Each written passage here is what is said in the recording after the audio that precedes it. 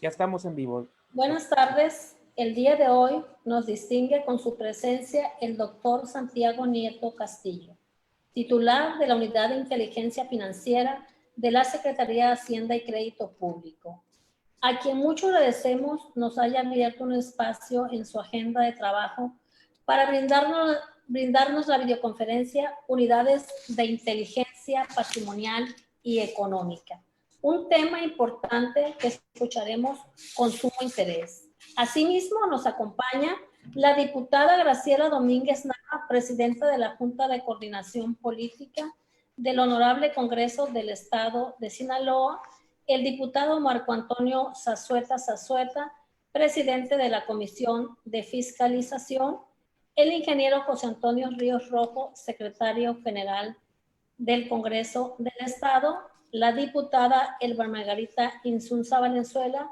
y diputados y diputadas de la 63ª legislatura del Congreso del Estado de Sinaloa.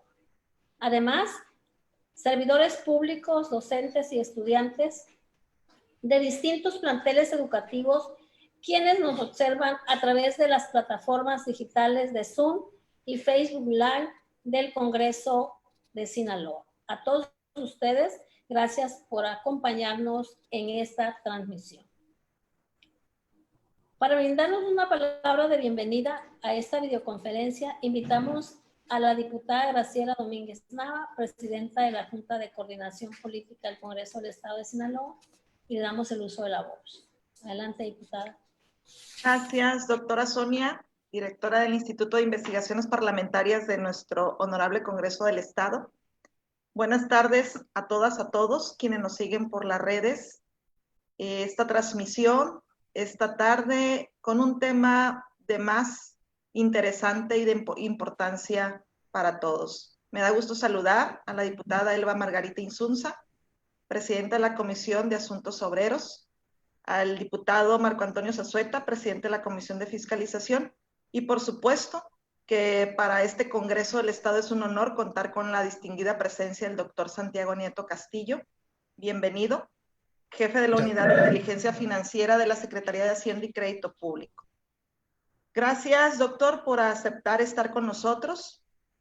Y pues nos da mucho gusto que el tema que hoy se va a tratar tiene que ver con las unidades de inteligencia patrimonial y económica.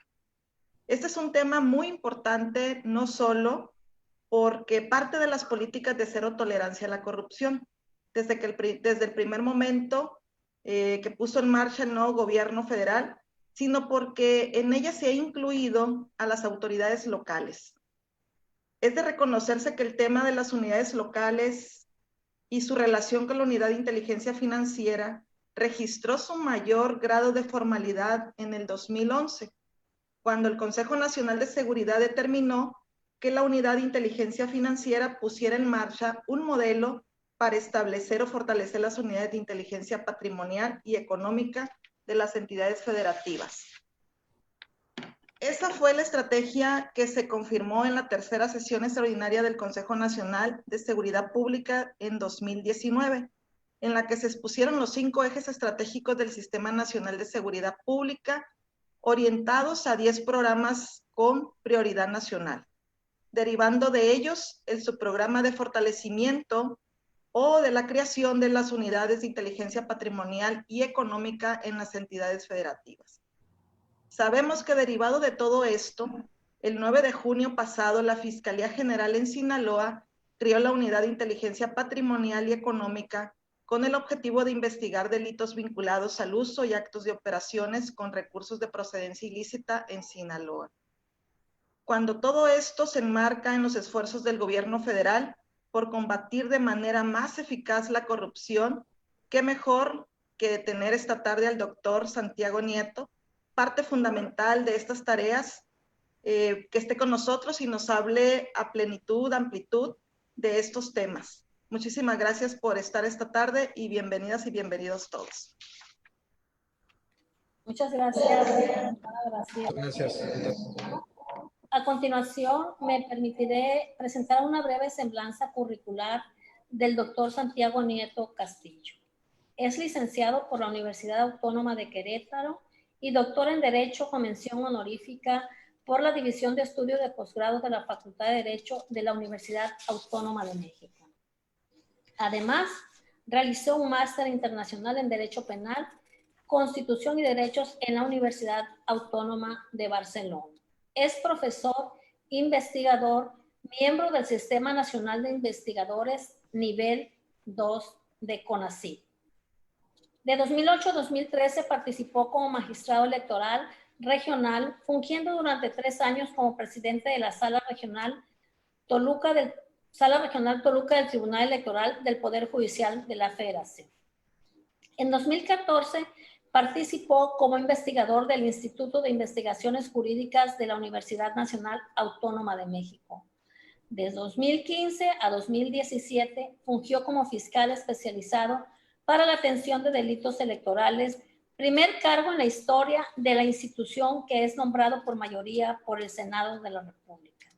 Actualmente es titular de la Unidad de Inteligencia Financiera. Es autor de 9 libros, entre los que destacan Sin filias ni fobias, Memorias de un fiscal incómodo, Control de convencionalidad y la reforma constitucional en materia de derechos humanos, Los derechos en los tiempos del género, de mujeres, feminismo y derechos, e Interpretación y argumentación jurídica en materia electoral, una propuesta garantista.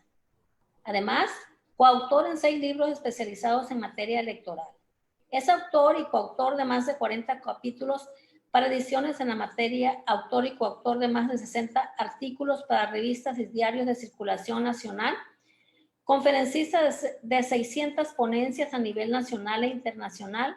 Los temas más destacados: corrupción, argumentación jurídica, reformas electorales y delitos electorales.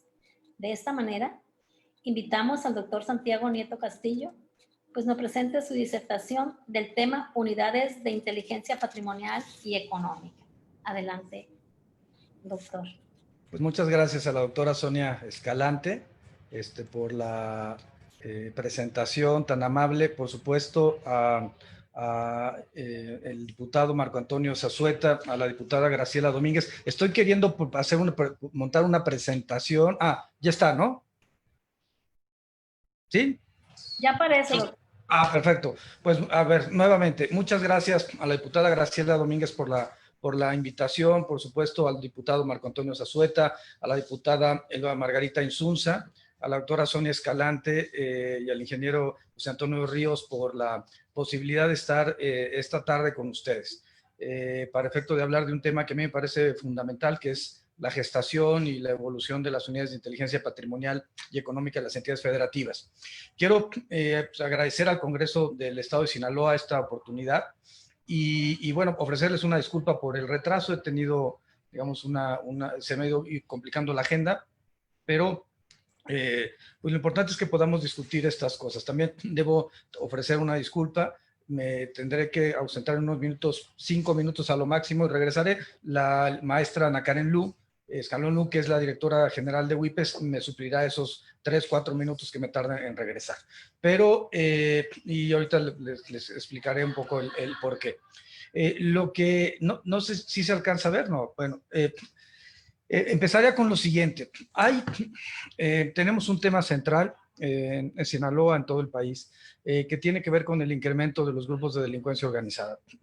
Hay muchas, digamos, no solamente hipótesis, tiene que ver con la oferta y la demanda del trasiego de drogas, tiene que ver con el incremento y la supranacionalización de las conductas y las rutas delictivas, incluyendo evidentemente los temas de corrupción, pero lo que el gobierno de México ha planteado es que necesitábamos cambiar cambiar la estrategia. En la época anterior, en la administración anterior, se establecieron 122 objetivos y se lograron abatir o detener a 116 de esos 122. Sin embargo, la violencia no disminuyó. Y esto se debe principalmente a que hay que entender que el combate a la violencia y a la inseguridad y a la delincuencia organizada tiene que hacerse desde una perspectiva global. Y eso incluye evidentemente el combate a la corrupción, que es uno de los temas centrales en la agenda del Congreso de Sinaloa. El planteamiento que les haría es, necesitamos combatir 5 grandes rubros. El combate al sicariato, y eso incluye a los líderes, a los narcomenudistas, a los sicarios. Sin embargo, también hay que combatir a la corrupción política. Los grupos delincuenciales muchas veces no surgen por generación espontánea, sino muchas veces vía la cooptación, vía la amenaza, vía el miedo, o vía la compra. Los grupos delincuenciales van gestando una corrupción de naturaleza política que les permite moverse en determinados espacios geográficos, sobre todo en el ámbito municipal. A eso hay que sumarle la corrupción judicial, ministerial y policial, no solamente en los ámbitos locales, sino en los ámbitos federales. Me tocó denunciar un caso de un magistrado, 3 magistrados federales relacionados con el cártel Jalisco Nueva Generación, en donde el problema es que el juicio de amparo o la suspensión, más que el juicio de amparo, la suspensión del acto reclamado o el no ejercicio de la acción penal en sede ministerial, pues generaban, o simple y sencillamente la mala integración de unas carpetas de investigación, generaban impunidad frente a casos vinculados con delincuencia organizada. Afortunadamente, de esa denuncia presentada, ya uno de los grandes elementos ya se encuentra fuera de la administración judicial y fue aprehendido con base en una orden de aprehensión que consiguió la Fiscalía Anticorrupción, basado en la investigación y la denuncia de la Unidad de Inteligencia Financiera. Por tanto, el combate tiene que ser al sicariato, a la corrupción política, a la corrupción judicial, ministerial y policial, pero también un tema importante, el combate a la base social, es decir, necesitamos combatir a la base social a partir de programas sociales, a partir de la inclusión financiera, a partir de procesos de transformación de la economía informal hacia la economía formal, de aumentar no solamente las tasas impositivas, sino las bases gravables, y eso que nos permita, y además un fenómeno de naturaleza cultural que limite el posicionamiento positivo de los grupos delincuenciales como si fueran algo benéfico en todo contexto a las sociedades, pero creo que la parte central para mí es esbozarles que lo más importante es el combate a las estructuras financieras. Cuando Gafi publicó su informe de evaluación mutua, cuando ha publicado las 40 recomendaciones, está pensando en cómo logramos identificar al beneficiario final de los casos de corrupción y cómo logramos identificar a las personas políticamente expuestas que cometen actos de corrupción. Pero para ese proceso de identificación es necesario contar con herramientas, siendo una de las herramientas principales las WIPs. Ahora, ¿en qué tenemos? México ha suscrito una serie de instrumentos de carácter internacional. La Convención de Naciones Unidas contra el Tráfico Ilícito de Estupefacientes y Sustancias Psicotrópicas, Viena, y después esto fue evolucionando hacia la Convención de Palermo, que es sobre delincuencia organizada transnacional, porque se entendió que no solamente la delincuencia organizada operaba a partir del tráfico ilícito de drogas, sino también a partir de ciertas modalidades que se interrelacionaban. Piensen ustedes en tráfico de órganos, tráfico de personas, trata, tráfico de armas, entre otras manifestaciones. De hecho, México en este momento tiene la vicepresidencia del Gafi, y el punto central para México ha sido cómo combatimos el tráfico de armas, particularmente de Estados Unidos hacia México. 70% de las armas que llegan al país son provenientes de Estados Unidos. Y finalmente, la Convención de las Naciones Unidas contra la Corrupción, la Convención de Mérida a partir del año 2003, que le ha dado un giro a Gafi. Si bien Gafi no es la instancia encargada de darle seguimiento a este tratado, sino que lo es la Oficina de Naciones Unidas en contra de la droga y el delito. Lo cierto es que la Convención de Naciones Unidas contra la Corrupción se ha convertido en un mecanismo fundamental para poder combatir estas prácticas. Le dejaría en este momento a la maestra Ana Karen Lu que prosiguiera con la presentación. No tardo más que 5 minutos. Tengo que tomar una llamada. Gracias.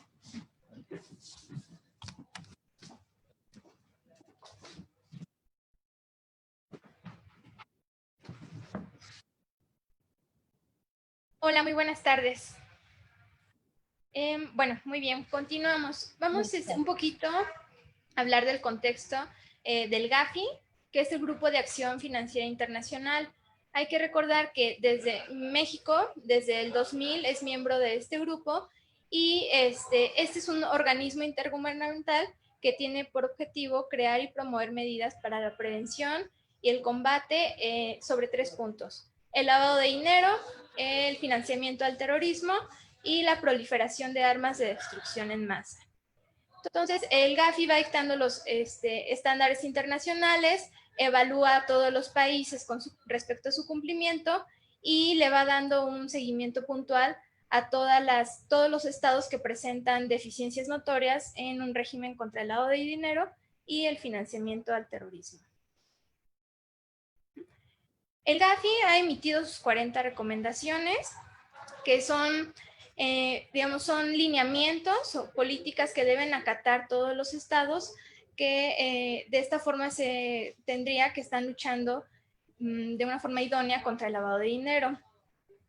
Entre todas las recomendaciones vamos a destacar 2, que son la recomendación número 2 y la número 33, que son recomendaciones que van encaminadas a establecer toda la cooperación que debe de haber entre los estados y la federación, todos los países, una coordinación que debe haber a nivel interno, es decir, en este caso en México, en todos los niveles, que es el nivel federal, estatal y municipal, deben establecer políticas conjuntas para poder combatir el lavado de dinero. Bien, ahora un poco sobre los antecedentes a nivel nacional, que es el Consejo Nacional de Seguridad Pública. Como ya lo mencionó la doctora Sonia, desde el 2011 se estableció en el Consejo que los estados debían implementar ciertas acciones para prevenir y combatir las operaciones con recursos de procedencia ilícita. De este modo se estableció crear en cada entidad una unidad de inteligencia financiera, inteligencia patrimonial y económica, y la UIF debía de establecer este modelo, y todos los estados de este modo se comprometieron a realizar esto. Sin embargo, la UIF en su momento no se abocó a la creación de este modelo, y no todos los estados implementaron su unidad. Ahora, a partir del 2019 se retoma este tema, y es donde se establecen como uno de los ejes estratégicos del Sistema Nacional de Seguridad Pública, y a través del Secretariado Ejecutivo del Sistema Nacional de Seguridad Pública se establece el subprograma, que es el fortalecimiento o creación de las unidades de inteligencia patrimonial y económica. Muy bien. Ahora la pregunta, ¿qué es una unidad de inteligencia patrimonial? Tenemos que debe ser una unidad administrativa que tenga sistemas efectivos y eficaces que le permitan obtener la información patrimonial, económica, fiscal, así como cualquier otra que se encuentre en una instancia local, y debe de realizar, yo lo baso en 3 ejes, que es allegarse de la información, explotarla y transformarla en un producto de inteligencia que sea útil para la detección, la prevención, el combate a la SORPI, y de este modo podamos debilitar las estructuras patrimoniales y económicas de la delincuencia en las entidades federativas. Entonces, es importante el proceso de trabajo de una WIPE. Como ya les dije, se basa en 3.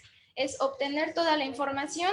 Esta información hablamos de información que se encuentra en registros públicos, de la propiedad del comercio, licencias, catastro, etc. Toda la información que se encuentra en un estado, se allegue la WIPE, la pueda analizar, explotarla, generar ciertos mapas de riesgo, identificar ciertos patrones, y al final, una vez que toda esta información se pueda explotar, se genere, se pueda diseminar, ya sea a través de una denuncia en la vía penal, a través de una contraloría estatal, no sé, una vista, etcétera. O sea, hay que darle salida a toda esta información que se estaría explotando.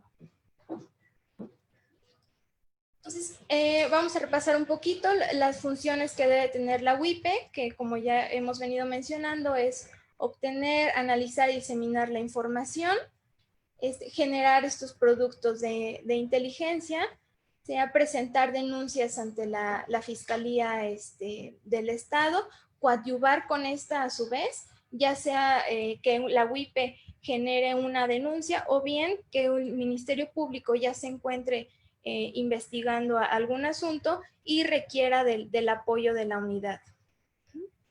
Y a la vez la coordinación entre autoridades, es decir, puede ser desde una auditoría, una contraloría, la fiscalía, etcétera. Cualquier autoridad puede coordinarse con esta, ya que bien la mayoría de los ilícitos en algún momento tocan el lavado de dinero. Y a la par se deben de generar informes, datos estadísticos, cualquier mapa que pueda identificar un factor de riesgo, así como tener patrones inusuales que nos permitan combatir el lavado de dinero. Ahora, las WIPES se deben de estar, es un solo modelo y puede estar en 3 áreas. Esto es a elección de cada entidad federativa, ya sea en la secretaría, una secretaría estatal en materia de finanzas, hacienda pública, administración, o bien una Fiscalía General del Estado o una secretaría estatal en materia de seguridad pública. Aquí ya es a elección de cada entidad federativa donde desea establecer su unidad. Ajá. Yo, en lo particular, la UIF no tiene, no vamos en una sola línea, es decisión de cada entidad. Sin embargo, el modelo es uno solo y sin embargo sí tiene algunas ciertas ventajas de estar en una o en otra entidad, ya sea en las WIPES que se encuentran en las secretarías de finanzas, tienen un poquito la facilidad de tener la información de la información más cercana, pero por otro lado también las fiscalías generales, pues ahí se encuentra el Ministerio Público y también tienen esa cercanía para poder investigar algún delito. Y de igual manera las secretarías de estatales de seguridad pública, que pues la mayoría cuentan con grandes centros de información estatal. Entonces, este es el modelo, puede estar en cualquiera de estas áreas, el funcionamiento es el mismo y bueno, el modelo a su vez cuenta con 3 dimensiones que van variando dependiendo de la necesidad que tenga cada estado. El primero es un modelo pequeño que tiene una dimensión estimada de 13 personas y bueno, debe ser el titular y a la vez 3 áreas, que es lo que van a realizar las 3 acciones que venimos mencionando. La dirección de análisis, que es la que va a explotar toda la información, la dirección jurídica, que va todos estos productos de inteligencia que se generen, los va a traducir en una denuncia, en una vista, coadyuvar con el Ministerio Público o con cualquier otra autoridad, y a su vez una dirección de tecnologías de la información y comunicación, ya que hay que recordar que la información que va a tener la WIPE es información muy sensible que requiere de un especial tratamiento. Y el segundo modelo es de 22 personas, va en la misma línea, solo van aumentando el número de personas y este está ideado para una entidad con un índice poblacional y delictivo medio. Y finalmente un modelo en dimensión C, que es de 42 personas, y aquí estamos hablando ya con entidades que realmente requieren una institución más grande.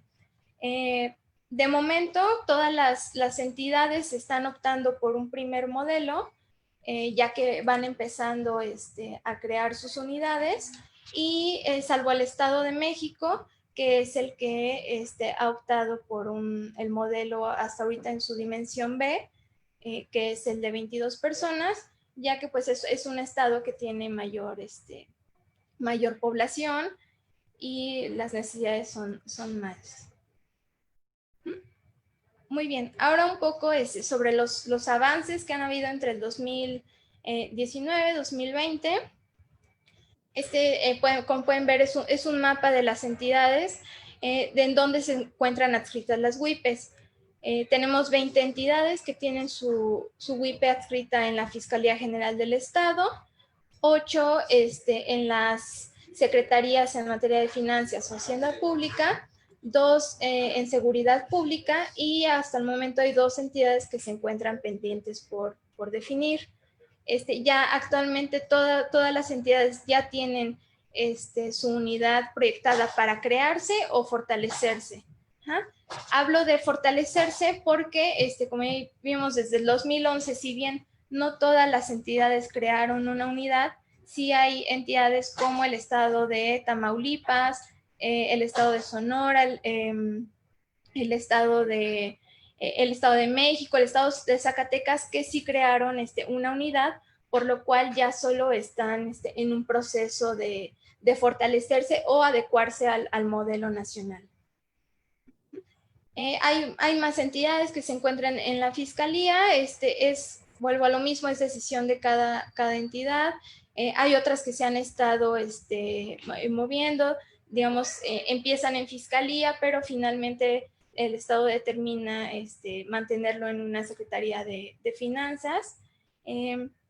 Pues bueno, ahí es ahora sí que decisión del Estado donde crea que es más óptimo, donde tenga mayores facilidades, ya que también no es una unidad tan sencilla, requiere cierta expertise, requiere mucha infraestructura tecnológica, seguridad, una serie de requerimientos que hay que tener en cuenta a la hora de instalarla. Y bueno, pues ahora vamos con los medios de implementación, que son los 4 ejes por los que se está yendo la WIF.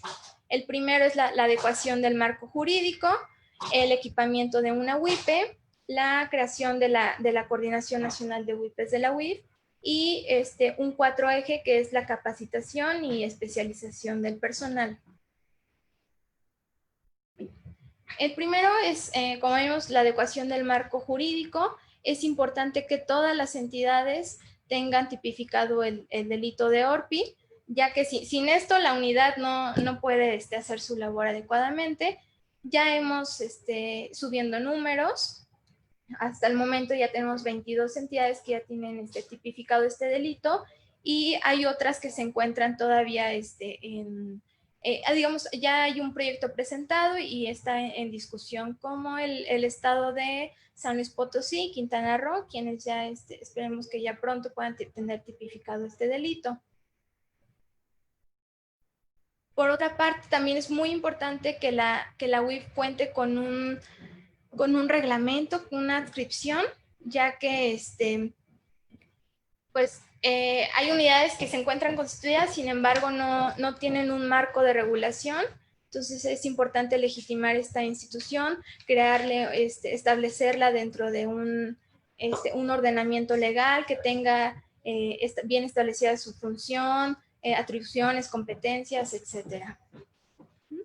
Entonces ya hasta el momento ya tenemos 18 entidades, igual vamos avanzando. La idea es que ya al finalizar el año ya podamos, todas las unidades ya cuenten ya se encuentren establecidas en un ordenamiento legal. Y el segundo punto, el segundo eje que tenemos es el equipamiento de las WIPES. Es muy importante equiparla en 2 sentidos, tanto de infraestructura tecnológica, inmobiliario, equipo, y bien las fuentes de información, que es lo que ya vimos: registro público de la propiedad del comercio, registro civil, catastral, vehicular, impuestos. Ahora sí, cualquier información que se encuentre en el estado puede abonar a que sea explotada y en su conjunto se genera un buen producto de inteligencia. Aquí en ese sentido, las unidades que se encuentren en la Secretaría de Finanzas, como vimos, ya tienen más cercanía con al recolectar esta información, pero por ejemplo las WIPES que se encuentren en la Fiscalía deben de suscribir un convenio de colaboración con la Secretaría de Finanzas o con cualquier otra donde se albergue la información, a fin de que les puedan transmitir esta estos datos de forma directa y a través de la Dirección de Tecnologías de la Información y Comunicación. Entonces, bueno, el segundo es el equipamiento con recursos materiales y humanos. Y aquí tenemos tanto las aportaciones federales, que son a través del FASP, que es el Fondo de Aportaciones para la Seguridad Pública. Es un fondo que se destina cada año a los ejes estratégicos del Sistema Nacional de Seguridad Pública. Y como ya les mencioné, el tema de la creación o fortalecimiento de las WIPES es uno de estos. Entonces, a través de este fondo, la WIPE puede adquirir desde computadoras, mobiliario, vehículos, material para, incluso para construir su unidad o adecuarla, equiparla con todas las medidas de seguridad correspondientes, etc. Este fondo, bueno, cada año la entidad decide qué cantidad le quiere destinar a este programa. Y por otro lado tenemos las aportaciones estatales. Igual, ahí ya la entidad decide equiparla con su propio recurso. Aquí lo recomendable es que haya digamos, sean ambas aportaciones, tanto las federales, aprovechando este fondo, y tanto las aportaciones estatales. El año pasado fueron 10 entidades las que hicieron uso del FAS, y ya este año tenemos, fueron 22 entidades. Y pues ya continuaría con el doctor. Gracias.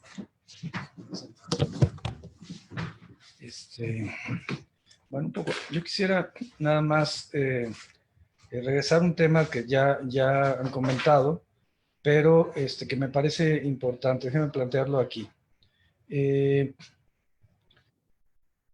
Tenemos básicamente el modelo de WIPES. A nivel global tenemos 4 tipos de modelos de unidades de inteligencia financiera. La primera es se le denomina judicial, aunque en realidad tendría que ser ministerial, cuando están en las fiscalías o en las procuradurías. La segunda es el tipo de unidad de inteligencia financiera de carácter administrativo, que es como la WIF federal, que forma parte de la Secretaría de Hacienda, la Secretaría de Finanzas a nivel local. Un tercer modelo es el modelo policial, cuando se encuentra en las Secretarías de Seguridad Pública. Y el cuarto modelo es el modelo híbrido, que es en donde se combinan cualquiera de estos. En México tenemos un modelo, como les ha comentado ahorita la maestra Ana Karen Lu, a nivel federal administrativo. Sin embargo, en algunos estados ha habido una variación de estos modelos. Ustedes finalmente pues, van a definir a partir del Congreso cuáles son el tipo de unidad que quieren y cuál es pero esto está relacionado con el enfoque. Tenemos 20 en Fiscalías Generales del Estado. La ventaja de tenerlos en las Fiscalías Generales del Estado, a las WIPES, es que pueden tener información para la judicialización de las carpetas de investigación. Digamos, si el objetivo central es judicializar carpetas, si el objetivo central es abatir a partir de la judicialización, la obtención de acuerdos reparatorios, de procedimientos abreviados o de juicios orales, la resolución o el ejercicio de la acción penal y su resolución, entonces el modelo que se tiene que enfocar es un modelo de Fiscalía General del Estado. Por otro lado, el modelo de secretarías de finanzas o de hacienda pública es un modelo como el federal de corte administrativo. Tiene que ver más bien con la prevención, no tanto con el combate. La prevención en cuanto a tener información, poder utilizar esa información en términos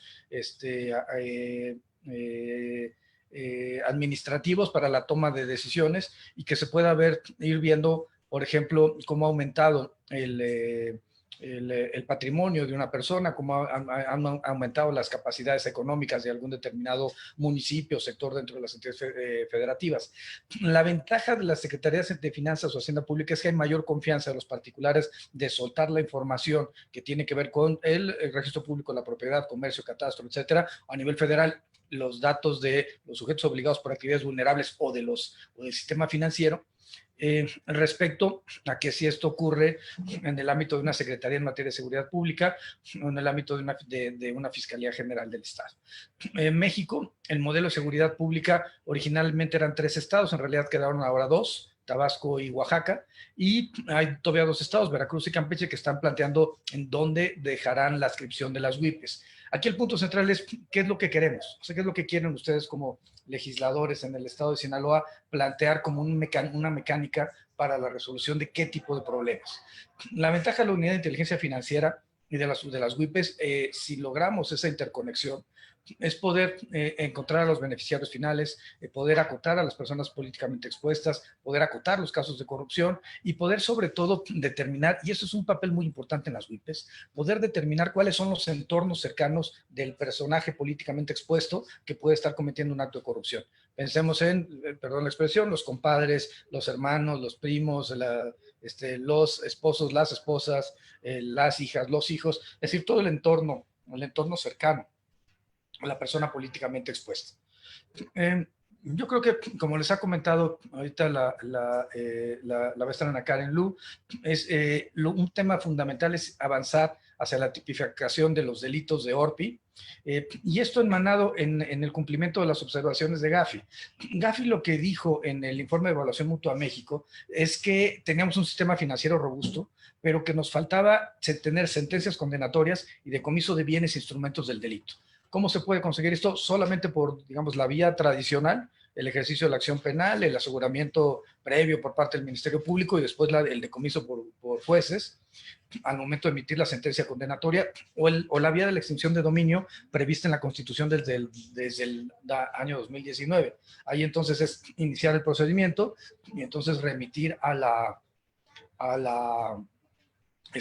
juzgado, al Ministerio Público primero, el Ministerio Público al juzgado especializado en materia civil, en materia de extinción de dominio, para poder hacer un procedimiento en donde lo importante es que el particular que está siendo demandado pueda acreditar la procedencia lícita de los recursos. Aquí hay una inversión de la carga de la prueba que es fundamental. En el ámbito penal, el Ministerio Público es el que está obligado a probar, pero en el ámbito de la extinción de dominio, el que está obligado a probar es el particular, o la persona, el servidor público, que tiene que acreditar la procedencia lícita de los recursos para poder haber adquirido un bien o servicio.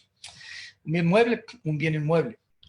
Los colombianos hicieron una reforma constitucional y señalaron que el patrimonio original de los bienes muebles e inmuebles correspondía a la nación, al Estado, y que si el particular no podía acreditar la procedencia lícita o ilícita de los recursos, entonces se extinguía el dominio y eso se transmitía al Estado.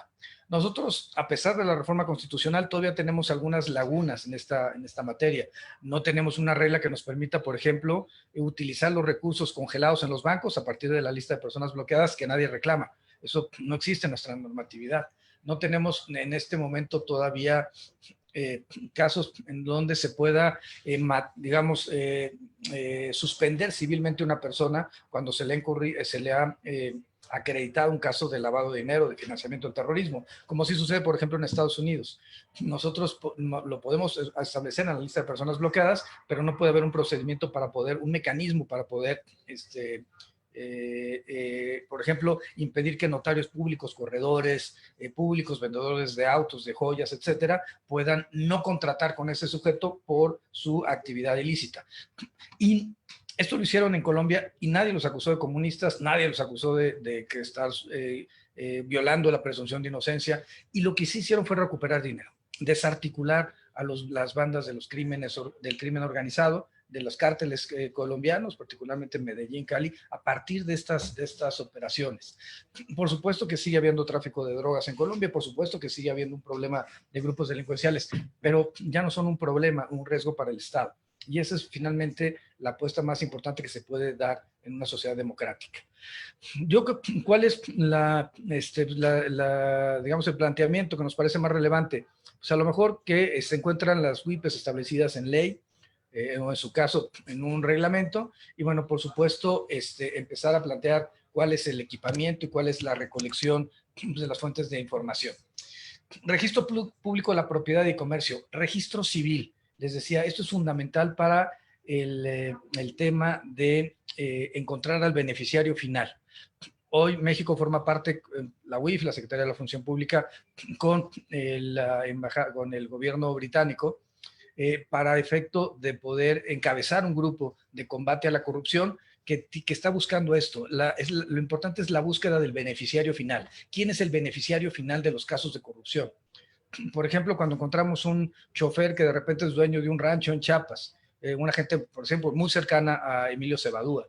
Tenemos casos donde encontramos que un despachador de una gasolinera en Poza Rica resulta ser el dueño de una empresa que abre una cuenta en Panamá y que recibe $1 millón de Odebrecht.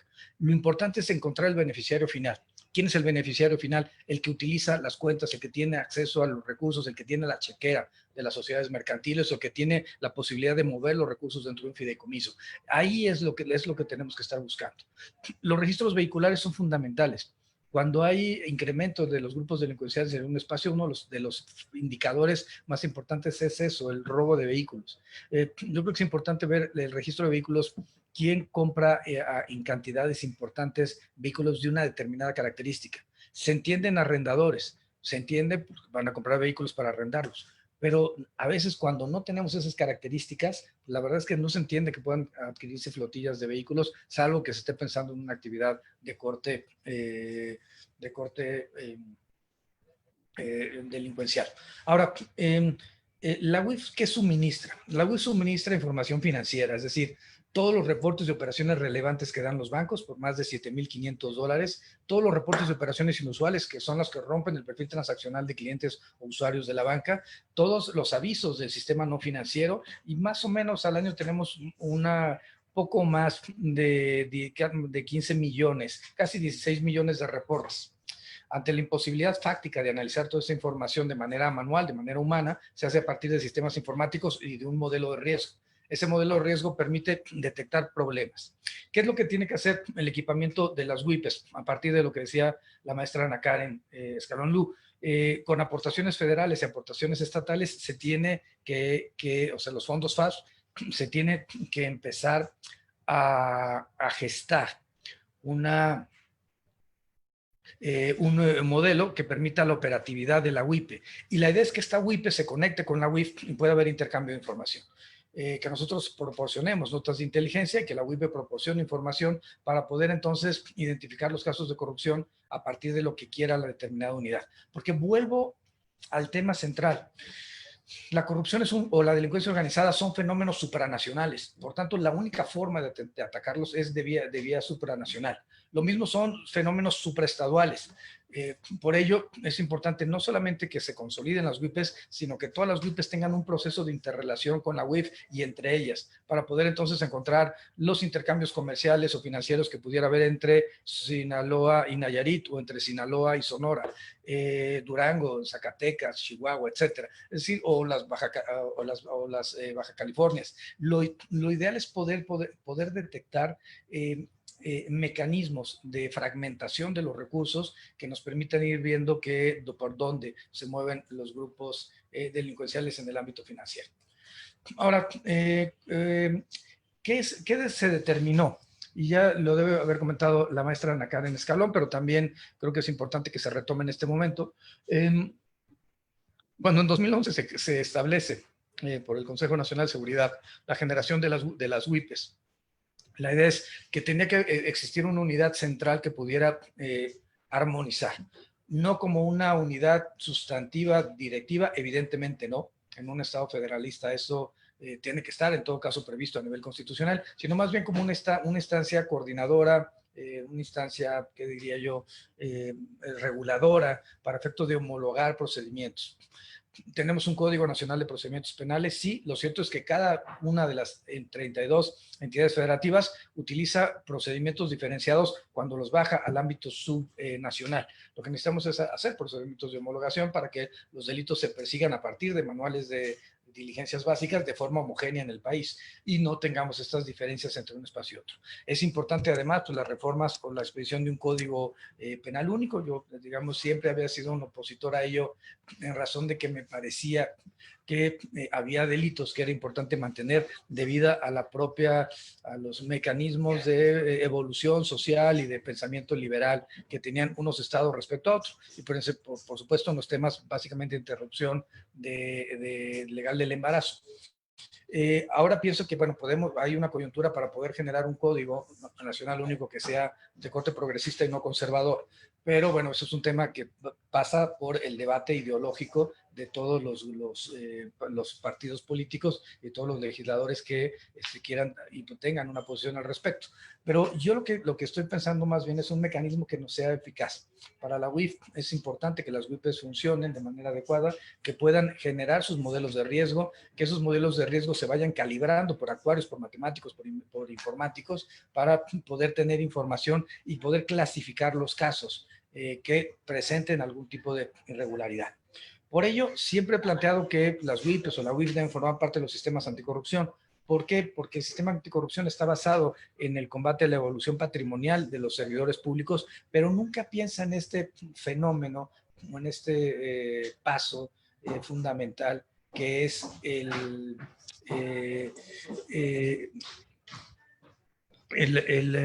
la generación de un modelo que permita establecer un contacto a nivel nacional. Por ello, la creación de la Coordinación Nacional de WIPES es un área a cargo de la implementación del modelo nacional, es una instancia de enlace entre las WIPES, de seguimiento y de evaluación, y la idea de instauración de la plataforma de red nacional de WIPES. El intercambio de información es fundamental para poder generar mejores casos.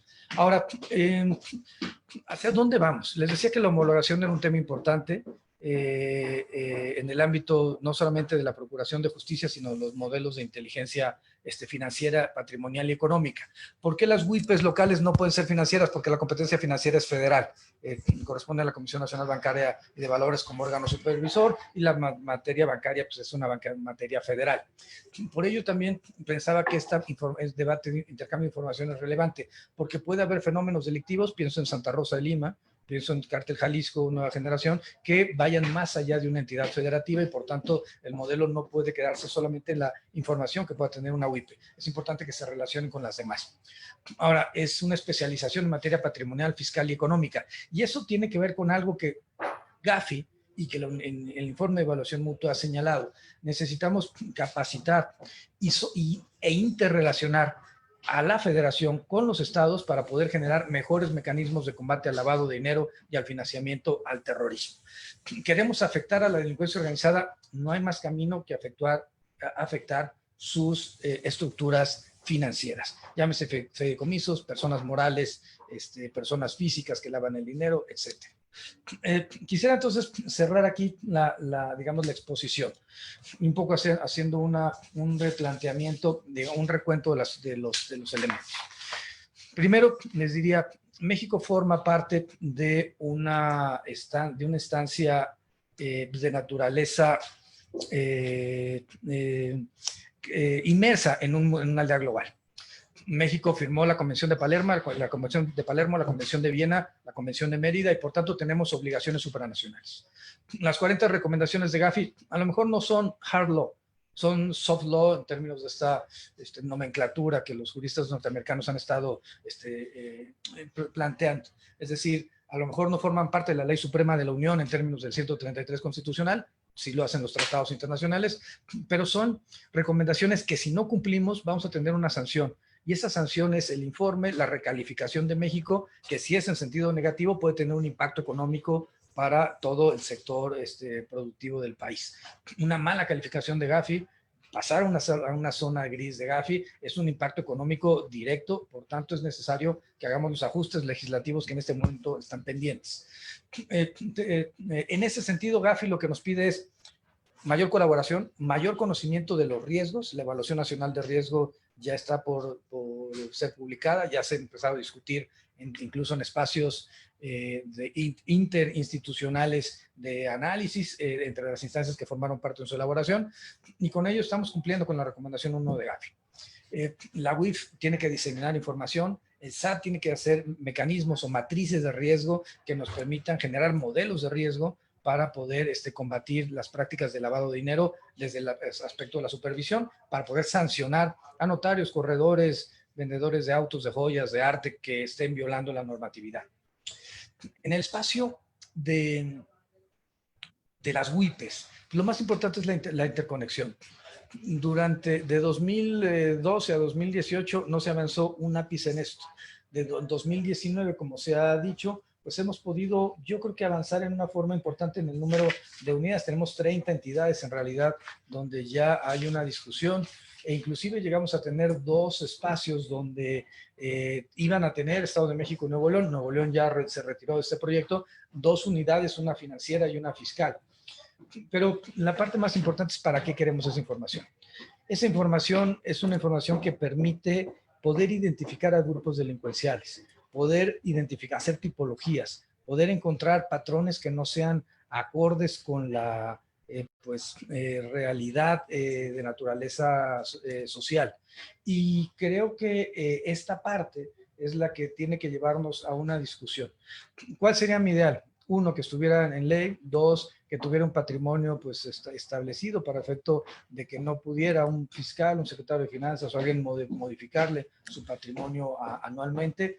3, un mecanismo. Yo sé que la información es poder y esta parte es una parte muy humana. A veces la gente que tiene información no quiere soltarla por una costumbre, una conducta que puede ser entendible, pero lo que necesitamos entender aquí es que la mejor forma de que funcionen las cosas es que haya estadísticas que sean reales y que los sistemas se interconecten para poder tener información instantánea. Si cada quien es celoso de su información, claro, evidentemente hay información que no se puede proporcionar porque hay una prohibición legal para ello, pero en el sentido general, pues hay que tratar de avanzar en un modelo que nos permita tener esta información, detectar al beneficiario final, detectar a las personas políticamente expuestas, detectar los patrones de vida. Pienso en el caso de Genaro García Luna. De veras es normal que tuviera ese nivel de vida en Miami con lo que había ganado en México. Esto era absolutamente incompatible con su esquema de vida y pues tiene que ver con esas inusualidades, esas actitudes sospechosas en el sistema financiero que la UIF y las WIPES, cuando se termine este proceso de instrumentación y fortalecimiento, deben acatar y desarrollar de manera cíclica. Así que yo lo dejo aquí. Estoy viendo y agradeciendo mucho a todas y todos ustedes por la oportunidad de poder presentar alguna serie de ideas sobre esto, y me encuentro a sus órdenes para cualquier aclaración, duda o comentario al respecto. Muchas gracias, doctor Santiago Nieto. Una brillante disertación en este tema tan interesantes, las unidades de inteligencia patrimonial y económica. También una gran disertación de la maestra Ana Karen Escalón Lu. Agradecemos infinitamente la participación de ustedes dos en este tema que trastoca la vida del Estado mexicano. Saludamos también a los diputados y diputadas que se conectan a través del Facebook Live, a la diputada Victoria Sánchez, al diputado Jorge Iván Villalobos Seáñez. Él es el coordinador del grupo parlamentario del Partido Acción Nacional, que lo tenemos aquí en la plataforma Zoom. Gracias por estar acá, diputados interesados en este tema tan relevante. Doctor Santiago Nieto, tenemos algunas preguntas. Si pudiera usted hacernos el favor de contestar algunas, dependiendo el tiempo. Por supuesto, con todo gusto. La primera pregunta que tenemos acá dice, Diego Angulo pregunta, en una entrevista comentó que la UIF solo investiga a petición de la autoridad. El Congreso del Estado, la Auditoría Superior del Estado, los municipios y el gobierno del Estado serían autoridades que podrían solicitar investigar algún caso. Muy bien. Respecto a ello, la UIF tiene 2 modelos. Un modelo, estoy viendo ya al diputado Villalobos, un saludo. 2 modelos. El modelo proactivo, que es un modelo que tiene que ver con nuestra base de datos. Les decía que tenemos más de 16 millones de reportes al año. La base de datos de la UIF, ya con los convenios de colaboración, tiene 5,000 millones de datos y que por tanto eso es imposible de manejarlo humanamente. Lo que se hace es una fórmula matemática y los informáticos hacen un proceso de minería de textos y entonces empiezan a buscar cosas particulares, el robo de hidrocarburos, trata de personas, etcétera, y lo que hace el modelo es establecer una calificación de 0 a 10. Si estamos en el 10, estamos más cerca de que el caso sea un caso de lavado de dinero, pero es algo axiológicamente neutral, algo que el propio sistema da. Por otro lado, la parte reactiva es cuando efectivamente alguna instancia del Estado mexicano, e inclusive instancias, agencias internacionales, lo hemos hecho con la DEA, con el FBI, etcétera, solicitan una información o una acción que puede ser incluso el congelamiento de una cuenta en virtud de algún tipo de investigación que estén desarrollando estas autoridades. Con la Auditoría Superior de la Federación, por ejemplo, tenemos intercambio de información y hemos revisado de manera conjunta 4 casos que ellos detectaron en su informe final de auditoría de la cuenta pública de 2019. Pero lo hacemos con la Fiscalía, lo hacemos con las fiscalías locales. Por tanto, la respuesta es sí. Pero, sin embargo, lo que yo planteo siempre es tener un convenio de colaboración que respalde el intercambio de información. Por tanto, si un gobierno local, el primero con el que firmamos un convenio de colaboración fue el del estado de Chihuahua, nos da o una auditoría superior estatal o una fiscalía nos solicita algún tipo de información, lo hemos hecho inclusive con institutos electorales, entonces nosotros tomamos esa información y hacemos intercambio de información y les podemos proporcionar los datos que corresponden para sus carpetas de investigación o los procedimientos administrativos. Por tanto, la respuesta es sí, pero se requiere un convenio de colaboración. Muy bien. Otra pregunta. Ricardo Ramírez es una pregunta. ¿Qué viene para Sinaloa? Preocupa que hay demasiadas empresas que realizan el lavado de dinero. Las recomendaciones que ha hecho el doctor Eduardo Buscaglia son similares a los del GAFI. Sí, a ver, Edgardo Buscaglia ha participado en algunos informes de GAFI, de hecho. O sea, es un especialista en temas de lavado de dinero y combate a la corrupción política. Yo creo que él, digamos, ha hecho una serie de recomendaciones de qué es lo que se tiene que atender. Por ejemplo, peculado, cohecho, etcétera. En ese sentido, la posición de la unidad siempre ha sido buscar a través de modelos de riesgo para evitar que estemos haciendo un uso político de las instituciones, que creo que eso es algo absolutamente negativo y que se ha dado en otras administraciones. ¿Qué es lo que sabemos? Que hay temas de lavado de dinero, por supuesto, en un número importante de entidades federativas en el país. Lo importante es poder detectar los casos y darle información, ya sea a la Fiscalía General de la República, a la Fiscalía Local, o en su caso, cuando son solicitudes internacionales o cuando hay suficientes elementos, hacer el congelamiento de cuentas y la denuncia directamente por la Unidad de Inteligencia Financiera. ¿Qué es lo importante? Lo importante es detectar las anomalías, las inusualidades. Esto es algo que podemos estar viendo a partir de los flujos financieros. Cuando alguien de repente de 19 años recibe 20 millones de pesos en sus cuentas, eso es algo que ya está saltando de la normalidad y eso es algo que tiene que detectarse por el sistema. Doctor Santiago Nieto, tenemos muchas preguntas y muchas felicitaciones también para usted. Muchas gracias. Del maestro Felipe Manzanares, de la diputada Victoria Sánchez y algunas otras preguntas. Usted me dirá si cómo anda de tiempo. Yo diría que unas 2 o 3 preguntas más, si usted lo permite, que pudiéramos... Sí, le puedo... Les ofrezco a todas y todos una disculpa. Les pediría una pregunta más, pero aquí se queda la maestra Ana Karen Lu para... ¿Una pregunta más? Sí, con todo gusto. Muy bien. Héctor Javier García pregunta, ¿qué piensa de la poca funcionalidad y poca productividad de los sistemas estatales anticorrupción? Que usted tocó algo sobre eso, ¿verdad? En Sinaloa solo representa un gasto. El Comité de Participación Ciudadana no se coordina adecuadamente. Tampoco se tiene autoridad suficiente para emitir resoluciones vinculantes a los servidores públicos que cometen actos de corrupción. ¿Se necesita fortalecer ese sistema? A ver, yo creo que evidentemente se necesita fortalecer. México llegó a caer al ser el país número 138 de los 180 países analizados por Transparencia Internacional. Nuestro nivel digamos, en ese informe de 2018 era 28 puntos sobre una escala de 0 a 100, más cerca de Somalia, que tenía 8 puntos, y muy alejado de Finlandia, de Dinamarca o de Nueva Zelanda, que son los países más honestos de la Tierra. Yo lo que plantearía aquí es que, ¿qué faltó? Eduardo Bojorquez de Transparencia Mexicana lo llegó a plantear. La UIF y el SAT tenían que formar parte del Sistema Nacional Anticorrupción y los órganos, digamos, similares a nivel de entidades federativas. ¿Por qué?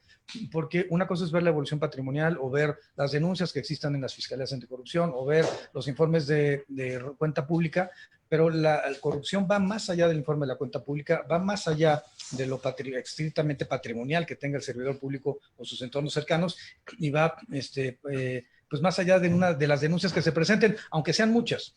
¿Qué es lo que, digamos, por qué es importante esta parte? La fiscal es importante para saber cuánto se pagó y cuánto se debe al erario. Pero la parte financiera es importante, es la fundamental, porque nos dice cuánto se gastó. Hay que sumar, digamos, lo que se ganó como servidor público, la evolución patrimonial del servidor público, y luego hacer el cotejo contra esto.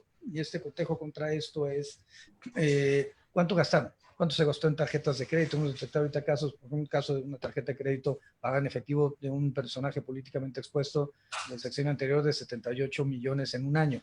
La verdad es que parece excesivo para el efecto de una persona que pues no ganaba formalmente esa cantidad ni por mucho. Por tanto, yo creo que no podemos dar marcha atrás.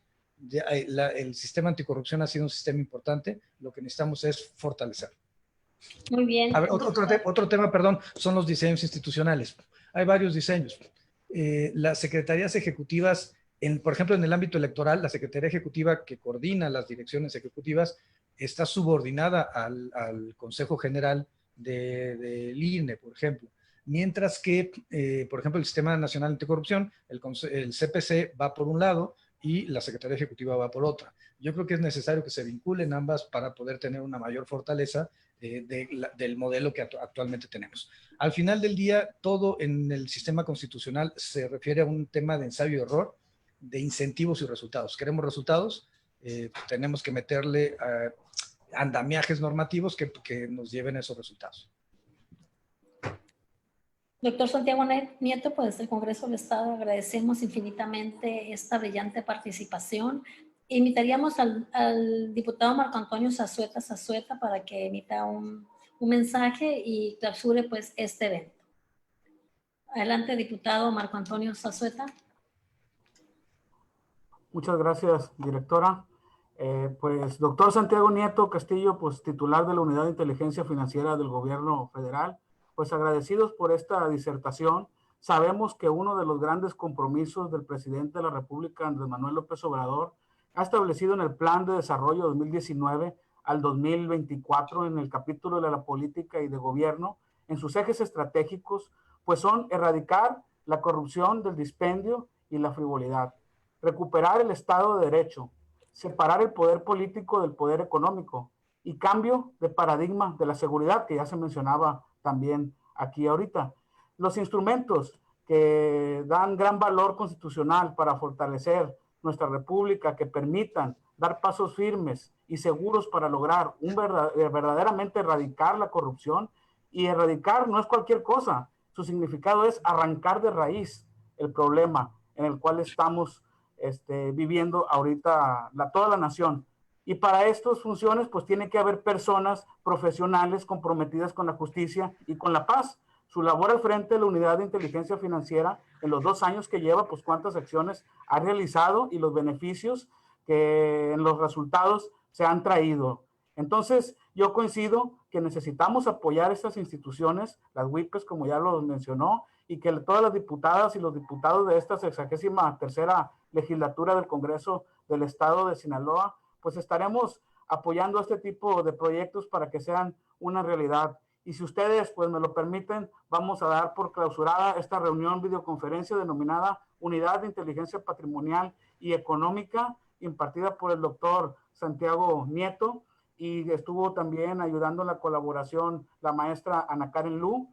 Quiero agradecer a la presidenta de la Junta de Coordinación Política, a la diputada Graciela Domínguez Nava, a la directora del Instituto de Investigaciones Parlamentarias del Congreso, la doctora Sonia Escalante, a los diputados, las diputadas presentes. Se despide también su servidor, presidente de la Comisión de Fiscalización, Marcos Zazueta, y pues siendo las 6:35 de la tarde, pues damos por terminada esta reunión, conferencia virtual impartida por usted, doctor, y muchas gracias, a la orden.